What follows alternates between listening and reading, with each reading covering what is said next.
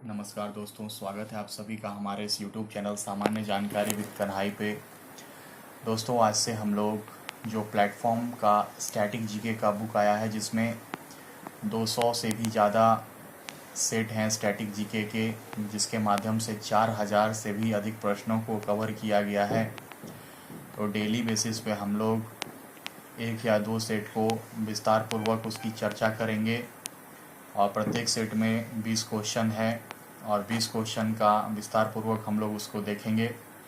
तो चलिए, सबसे पहले हम लोग पहला सेट के पहले सवाल से शुरू करते हैं। पहला सवाल जो है वो है कि महात्मा गांधी जी को भिखारी के भेष में महात्मा किसने कहा था? महात्मा गांधी जी को भिखारी के भेष में महात्मा किसने कहा था? तो महात्मा गांधी जी को भिखारी के भेष में महात्मा रविंद्रनाथ टैगोर ने कहा था। याद रखिएगा इसको। महात्मा गांधी जी को भिखारी के भेष में महात्मा किसने कहा था? तो महात्मा गांधी जी को भिखारी के भेष में महात्मा रविंद्रनाथ टैगोर ने कहा था। अब आइए थोड़ा सा महात्मा गांधी के बारे में दो चार फैक्ट को डिस्कस कर लेते हैं। हालांकि जब भी महात्मा गांधी का प्रश्न आएगा तो हम लोग दो चार पॉइंट एक्स्ट्रा उनके बारे में ज़रूर देखेंगे। महात्मा गांधी जी का जन्म 2 अक्टूबर 1869 को हुआ था गुजरात के पोरबंदर नामक स्थान पर। 2 अक्टूबर 1869 को गुजरात के पोरबंदर नामक स्थान पर महात्मा गांधी जी का जन्म हुआ था। महात्मा गांधी जी 1893 में अब्दुल्ला सेठ का मुकदमा लड़ने के लिए साउथ अफ्रीका गए थे और वहाँ भी उन्होंने साउथ अफ्रीका में भी बहुत सारे आंदोलनों का नेतृत्व उन्होंने किया। सबसे पहले सत्याग्रह आंदोलन उन्होंने दक्षिण अफ्रीका में ही किया। अगर पूछा जाएगा कि महात्मा गांधी ने सबसे पहला सत्याग्रह कहाँ किया, तो ये दक्षिण अफ्रीका ही हो जाएगा। लेकिन अगर पूछा जाएगा कि महात्मा गांधी जी ने भारत में सबसे पहले सत्याग्रह कहाँ किया, तो ये चंपारण इसका उत्तर हो जाएगा। चंपारण बिहार में सत्याग्रह आंदोलन सबसे पहले महात्मा गांधी जी ने किया यहाँ पर। तो महात्मा गांधी जी वहाँ से 9 जनवरी 1915 को लौट करके आए और उनके आने की ही स्मृति में प्रवासी भारतीय दिवस के रूप में 9 जनवरी को मनाया जाता है प्रत्येक साल, और इस वर्ष भी मनाया गया है प्रवासी भारतीय दिवस। और प्रवासी भारतीय दिवस का इस बार का जो थीम था वो था कंट्रीब्यूटिंग टू आत्मनिर्भर भारत। हम लोग करंट से भी इसको जोड़ के देखेंगे। कंट्रीब्यूटिंग टू आत्मनिर्भर भारत इस बार प्रवासी भारतीय दिवस का थीम था। और प्रवासी भारतीय दिवस में जो मुख्य अतिथि थे इस बार वो सूरीनाम के ही राष्ट्रपति थे, चंद्रिका प्रसाद संतोगी। और चंद्रिका प्रसाद संतोगी जी कहाँ के थे? तो सूरीनाम के। और वे 9 जनवरी को भारत में मनाए गए प्रवासी भारतीय दिवस के मुख्य अतिथि के रूप में यहाँ आए थे। और सूरीनाम की राजधानी परामारिबो है, दक्षिण अमेरिकी एक देश है।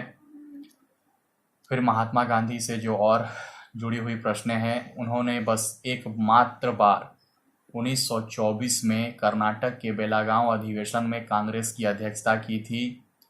और कांग्रेस एक गोलमेज सम्मेलन में अपने प्रतिनिधि को भेजा था। वो द्वितीय गोलमेज सम्मेलन 1931 में भेजा था। और महात्मा गांधी ही कांग्रेस का प्रतिनिधि बनकर द्वितीय गोलमेज सम्मेलन में SS राजपूताना जहाज से लंदन गए थे। महात्मा गांधी जी के जो प्रमुख पत्र पत्रिकाएं हैं, इन्हें भी जान लेना जरूरी हो जाता है यहाँ। तो जैसे उनका जो प्रमुख यंग इंडिया हो गया, Young India, Navajivan, Hind Swaraj, My Experiment with Truth, ये सभी उनके कुछ प्रमुख पत्र पत्रिकाएं हैं जिन्हें इंडियन ओपिनियन, इन सभी को आपको याद रखना अति आवश्यक है। और महात्मा गांधी जी ने करो या मरो, डू और डाई का नारा भी उन्होंने क्विट इंडिया मूवमेंट, भारत छोड़ो आंदोलन के दौरान दिया। और हालांकि इस नारा को यूसुफ मेहर अली ने लिखा था और इसे लोकप्रिय बनाया महात्मा गांधी जी ने। उन्होंने भारत छोड़ो आंदोलन के समय में करो या मरो का नारा दिया था। खिलाफत आंदोलन की भी जो अध्यक्षता की थी वो महात्मा गांधी जी ने ही किया था। हालांकि खिलाफत आंदोलन 1919 में शौकत अली और मोहम्मद अली के द्वारा चलाया गया था। हालांकि ऑल इंडिया खिलाफत कमेटी की अध्यक्षता महात्मा गांधी जी ने ही किया था। उन्होंने ऐसा इसलिए किया था क्योंकि वो अंग्रेज़ के खिलाफ आंदोलन में मुसलमानों का सहयोग चाह रहे थे और उन्होंने इस आंदोलन में उनकी मदद करके वे मुसलमानों को अपनी ओर करना चाहते थे और हिंदू मुस्लिम की एकता को बढ़ाना चाहते थे। अब आते हैं थोड़ा सा रविंद्रनाथ टैगोर जी पे। तो रविंद्रनाथ टैगोर जी ने ही महात्मा गांधी को महात्मा की भी उपाधि दी। चंपारण सत्याग्रह के सफल आंदोलन के बाद महात्मा गांधी जी के 3 आंदोलनों को आपको क्रम से याद रखना है। सबसे पहले चंपारण 1917 में बिहार में, 1900, उसके बाद अहमदाबाद मिल हड़ताल 1918 में ही, और उसके बाद खेड़ा आंदोलन। इसका क्रम पूछा जाता है। तो चंपारण सत्याग्रह, फिर अहमदाबाद मिल हड़ताल, फिर खेड़ा सत्याग्रह। तो ये तीनों आंदोलन गांधी जी ने इसमें मुख्य भूमिका निभाई, इसको भी आपको याद रखना है। और जो रविंद्रनाथ टैगोर जी हैं उन्होंने तो भारत के राष्ट्रगान की रचना की ही है, इसके साथ उन्होंने बांग्लादेश की भी राष्ट्रगान की रचना की है जिसका नाम है आमर सोनार बांग्ला। और रविंद्रनाथ टैगोर को गुरुदेव भी कहा जाता है, गुरुदेव की उपाधि थी उनकी। रविंद्रनाथ टैगोर को नोबेल पुरस्कार से सम्मानित वो पहले भारतीय हैं। रविंद्रनाथ टैगोर जी साहित्य के क्षेत्र में गीतांजलि के लिए वर्ष 1913 में पोस्ट ऑफिस बुक की रचना भी उन्होंने ही की है। तो ये थे कुछ रविंद्रनाथ टैगोर जी से संबंधित कुछ प्रमुख तथ्य। आगे भी जब उनसे जुड़े हुए सवाल आएंगे तो कुछ और हम लोग उनके विषय में चर्चा करेंगे। और महात्मा गांधी को अर्धनग्न फ़कीर किसने कहा था? तो महात्मा गांधी को अर्धनग्न फ़कीर विंस्टन चर्चिल ने कहा था जब वे द्वितीय गोलमेज सम्मेलन में भाग लेने के लिए गए थे। 1 अगस्त 1920 को असहयोग आंदोलन भी महात्मा गांधी जी के द्वारा ही शुरू किया गया। हालांकि 5 फरवरी 1922 को गोरखपुर में चौरी चौरा नामक स्थान पर चौरी चौरा कांड की घटना घट जाने के कारण गांधी जी ने 12 फरवरी 1922 को इस आंदोलन को वापस ले लिया और उन्होंने चौरी चौरा कांड पर अपनी टिप्पणी में कहा कि यह आंदोलन उनकी हिमालय जैसी बड़ी भूल साबित हुई है। तो चलिए, ये था पहला सवाल और इस पहले सवाल में हम लोग अपने स्तर से कुछ तथ्यों की भी हम लोग ने चर्चा किया है। अब बढ़ते हैं अगले सवाल की ओर। अगला सवाल में पूछा गया है कि इसमें से कौन सी गर्म जलधारा है। तो प्रशांत महासागर की गर्म जलधारा के बारे में अगला सवाल में पूछा गया है। तो अलास्का की जलधारा जो है ये गर्म जलधारा है। देखिए, 2 प्रकार की जलधारा होती है, एक तो गर्म जलधारा होती है और दूसरी ठंडी जलधारा होती है। गर्म जलधारा जो होती है वैसी जलधारा होती है जो निम्न अक्षांश से उच्च अक्षांश की ओर प्रवाहित होती है, और वहीं जो ठंडी जलधारा होती है वो उच्च अक्षांश से निम्न अक्षांश की ओर प्रवाहित होती है। तो ऐसी जलधारा को हम लोग ठंडी जलधारा कहते हैं। जैसे आपका फॉकलैंड की जलधारा हो गया, हम्बोल्ट की जलधारा हो गया, तो ये सभी ठंडी जलधारा है। और गर्म जलधारा में प्रशांत महासागर का आपका है अलास्का की जलधारा, क्यूरिसाइल जलधारा, तो ये सभी आपका गर्म जलधारा है। हिंद महासागर का गर्म जलधारा है अग्लुहास जलधारा। अटलांटिक महासागर का जो गर्म जलधारा है वो इर्मिंगल जलधारा। ठीक है, तो गर्म जलधारा को एक बार फिर से देख लीजिए। क्यूरोसियो जलधारा जो है ये प्रशांत महासागर की गर्म जलधारा है। अलास्का जलधारा भी जो है ये गर्म जलधारा ही है। और हिंद महासागर में जो गर्म जलधारा है वो है अग्लुहास जलधारा। इर्मिंगल जलधारा जो है ये है आपका अटलांटिक महासागर की गर्म जलधारा है। और जो भी जलधारा विषुवत रेखा के समानांतर बहती है वो गर्म जलधारा ही होती है। जैसे किसी भी महासागर में, जैसे मान लीजिए कि अटलांटिक महासागर है तो उत्तरी अटलांटिक विषुवतीय जलधारा ये गर्म जलधारा कहलाएगी। फिर दक्षिणी अटलांटिक विषुवतीय जलधारा ये भी गर्म जलधारा, जिस जलधारा में विषुवतीय नाम जुड़ गया है वो गर्म जलधारा ही कहलाती है। तो जब भी आप विषुवतीय, जैसे देखिएगा उत्तरी अटलांटिक विषुवतीय जलधारा तो ये गर्म जलधारा है। दक्षिणी अटलांटिक विषुवतीय जलधारा ये भी गर्म जलधारा की ही पहचान है। उत्तरी प्रशांत महासागर विषुवतीय जलधारा, ये भी गर्म जलधारा। दक्षिणी प्रशांत विषुवतीय जलधारा, ये भी गर्म जलधारा है। तो जिस भी जलधारा के साथ विषुवतीय शब्द लगा हुआ है और वो विषुवत रेखा के समानांतर बहती है तो वो भी गर्म जलधारा के रूप में ही जानी जाती है। चलिए बढ़ते हैं अब अगले सवाल की ओर। 20 सवालों को हम लोग को करना है एक सेट में, और उससे जुड़ा हुआ कुछ तथ्य को भी हम लोग डिस्कस करेंगे। इस क्रम में ये हमारा दूसरा ही सवाल है। अब तीसरे सवाल की ओर बढ़ते हैं। तीसरा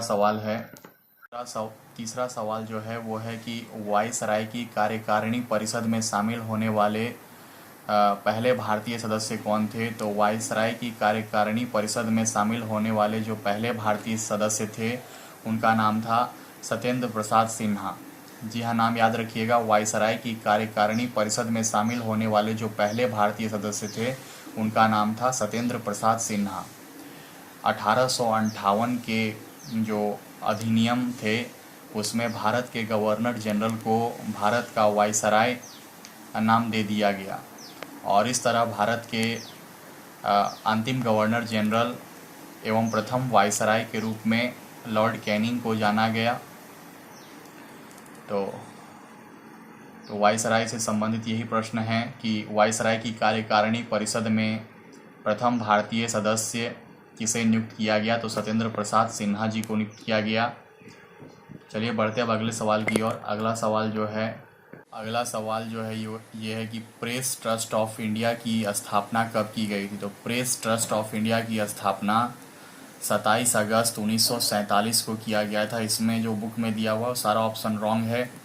27 अगस्त 1947 को प्रेस ट्रस्ट ऑफ इंडिया की स्थापना की गई थी, और प्रेस ट्रस्ट ऑफ इंडिया के जो अभी वर्तमान में अध्यक्ष हैं वो हैं अविक सरकार। इसे भी याद रखिएगा।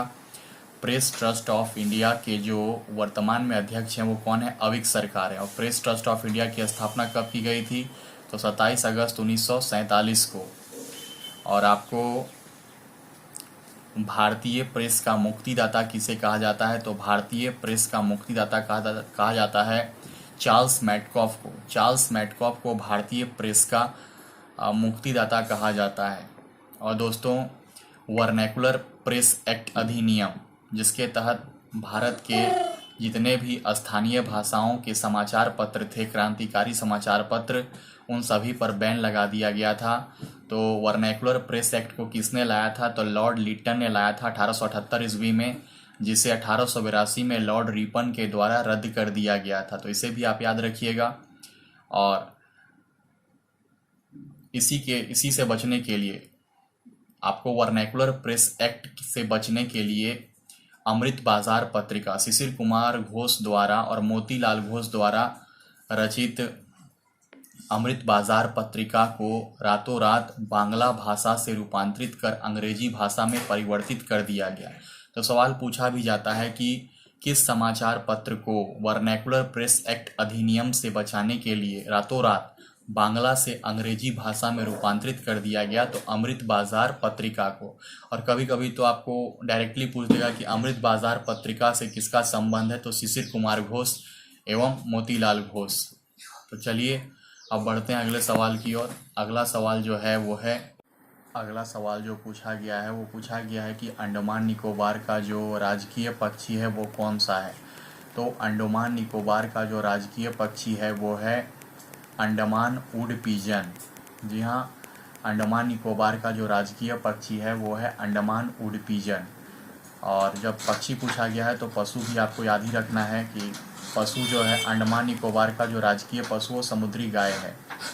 वो क्या है, तो वो समुद्री गाय है अंडमान निकोबार। और अभी हाल ही में लद्दाख के भी जो राजकीय पशु को अपनाया गया है वो स्नो लेपर्ड है।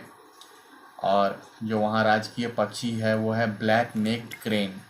ब्लैक नेक्ड क्रेन लद्दाख का राजकीय पक्षी के रूप में अपनाया गया है। और लद्दाख का जो राजकीय पशु के रूप में जिसे अपनाया गया है वो है स्नो लेपर्ड, हिम तेंदुआ। अब अंडमान निकोबार से जुड़ी हुई कुछ महत्वपूर्ण तथ्य को जान लेते हैं। अंडमान निकोबार में एक 10 डिग्री चैनल है जो लिटिल अंडमान को कार निकोबार से अलग करती है। 10 डिग्री चैनल लिटिल अंडमान को कार निकोबार से। और भारत का जो सबसे दक्षिणतम बिंदु है इंदिरा पॉइंट वो ग्रेट निकोबार में ही स्थित है। अंडमान निकोबार के जो अभी प्रशासक हैं वो हैं देवेंद्र कुमार जोशी। देवेंद्र कुमार जोशी वहाँ के अभी प्रशासक हैं। अंडमान निकोबार की राजधानी पोर्ट ब्लेयर है। और भारत का जो सबसे छोटा राष्ट्रीय उद्यान है साउथ बटन राष्ट्रीय उद्यान, वो भी अंडमान निकोबार में ही स्थित है। अंडमान निकोबार की जो सबसे ऊंची चोटी है सैडल पीक है। अंडमान निकोबार की जो सबसे ऊंची चोटी का नाम क्या है, तो वो सैडल पीक है। अंडमान निकोबार में जो प्रमुख जनजाति है वो सोम्पेन जनजाति है। सोम्पेन जनजाति पूछा जाता है कि सोम्पेन जनजाति का संबंध किस क्षेत्र से है, तो यह है अंडमान निकोबार से, इसे भी याद रखिएगा। चलिए अभी देखिए 31 अक्टूबर 2019 से जम्मू कश्मीर राज्य को विघटित करके 2 नए केंद्र शासित प्रदेशों का सृजन किया गया है, एक जम्मू कश्मीर और एक लद्दाख का।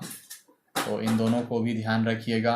अगला सवाल है कि भारत की वह कौन सी पहली ट्रांसजेंडर नर्तकी हैं जिन्हें पद्म पुरस्कार से सम्मानित किया गया है। भारत की वो पहली कौन सी ट्रांसजेंडर नर्तकी हैं जिन्हें पद्म पुरस्कार से भी सम्मानित किया जा चुका है, तो वो है नर्तकी नटराज। भरतनाट्यम की नृत्यांगना नर्तकी नटराज को पद्म पुरस्कार से भी सम्मानित किया जा चुका है।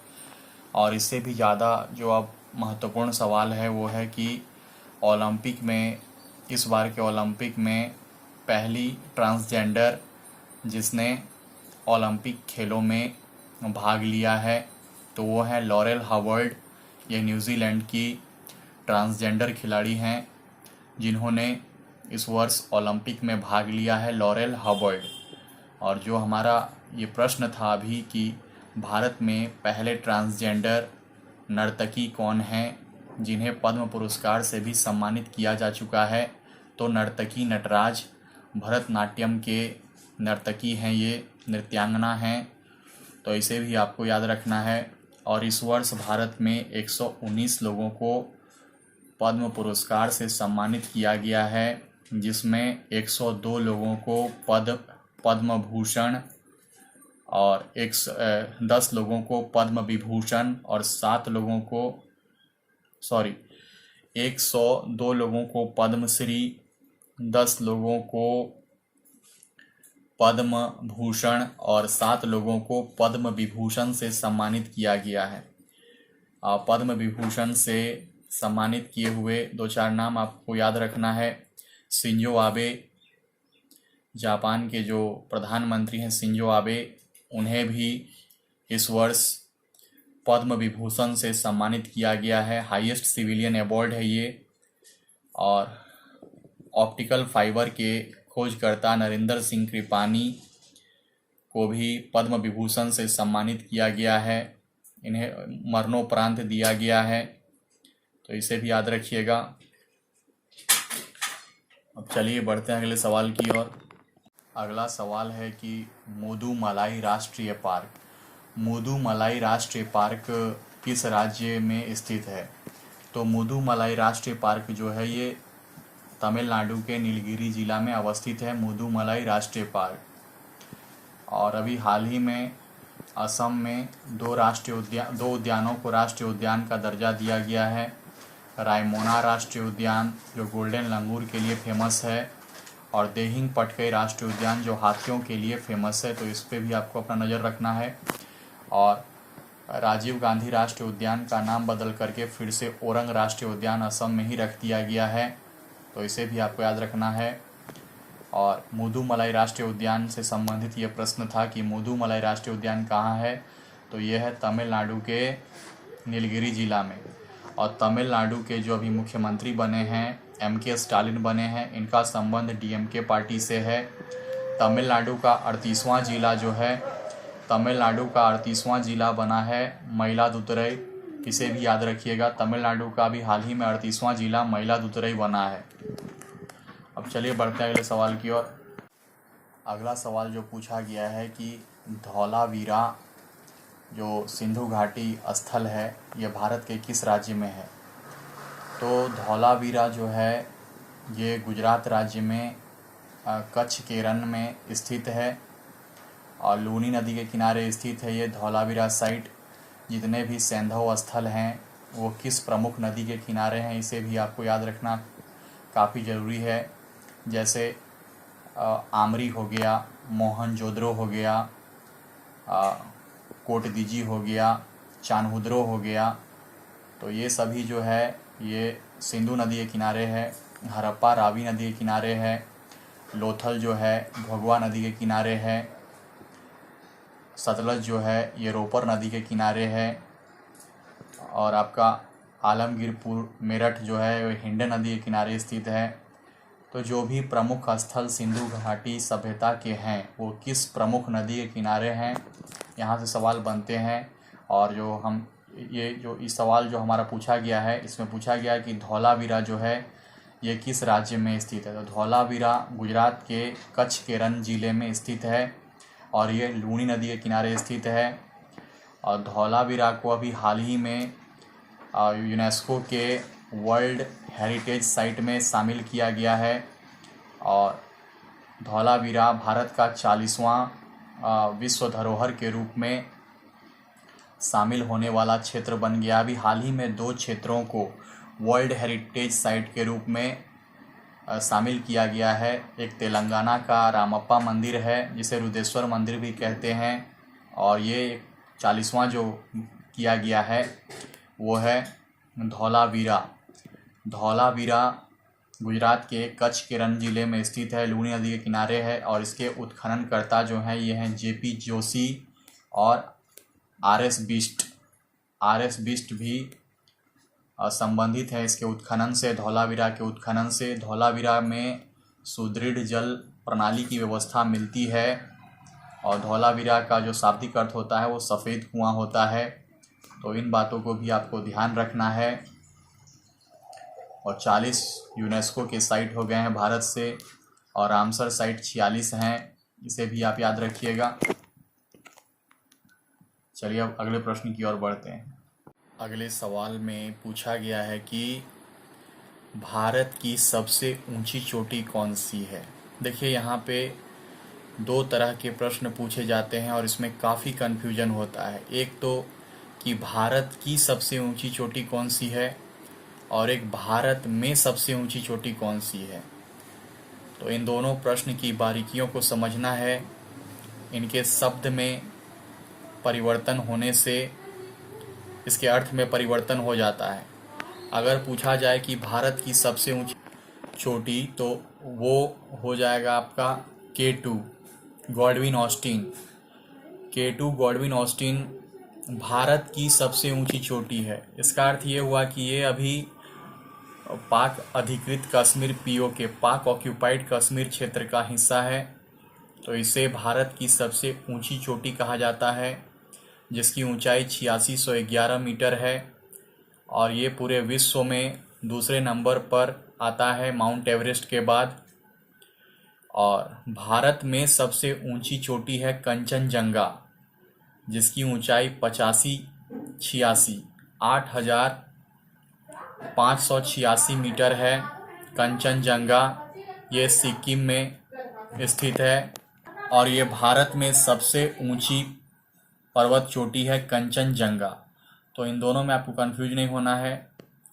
और दक्षिण अमेरिका की जो एंडीज पर्वतमाला है वो सबसे लंबी पर्वतमाला है, और एंडीज पर्वतमाला की जो सबसे ऊंची चोटी है वो है माउंट एकांकागुआ। और उत्तरी अमेरिका की जो सबसे ऊंची चोटी है, उत्तरी अमेरिका की जो पर्वतमाला श्रेणी है उसे रॉकीज कहते हैं, और रॉकीज की जो सबसे ऊंची पर्वत श्रेणी है उसे कहते हैं माउंट मैकिनले। और हिमालय का तो माउंट एवरेस्ट जान ही रहे हैं। और चलिए तो अब बढ़ते हैं अगले प्रश्न की ओर। अगला प्रश्न है